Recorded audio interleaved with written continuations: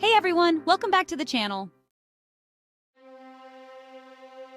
In today's video, we're diving into the results of the 2024 US presidential election.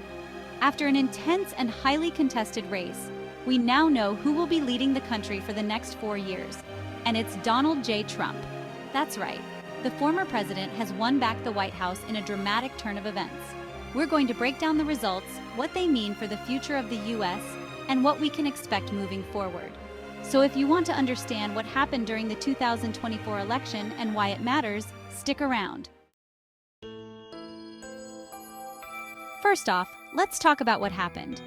On November 5th, 2024, voters across the United States headed to the polls, and after a tense few days of waiting for final results, it was officially announced that Donald Trump defeated incumbent Joe Biden in a nail-biting election.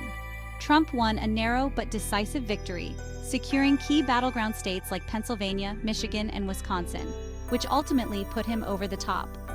Trump's win in Pennsylvania and Michigan, states that were crucial to Biden's 2020 victory, is a significant shift in the political landscape.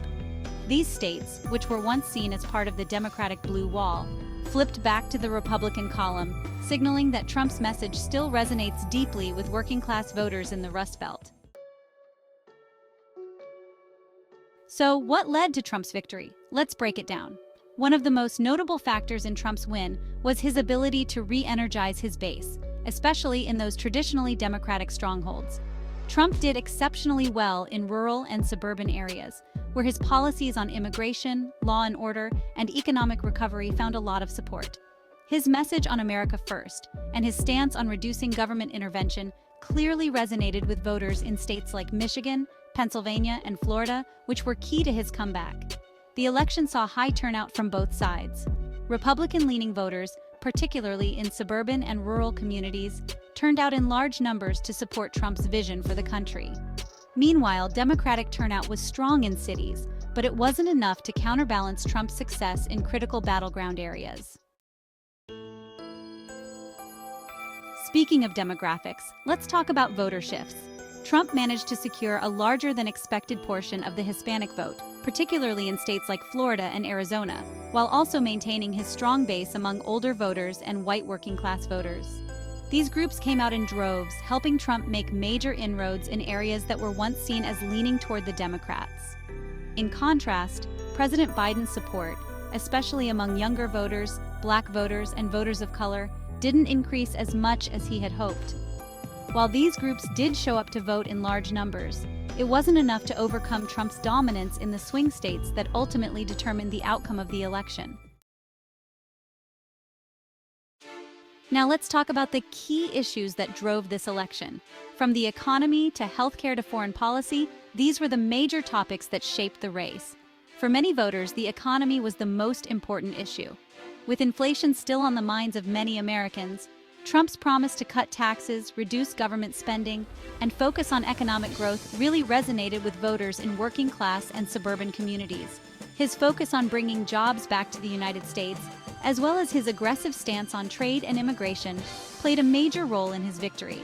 Biden, on the other hand, focused heavily on healthcare, climate change, and abortion rights.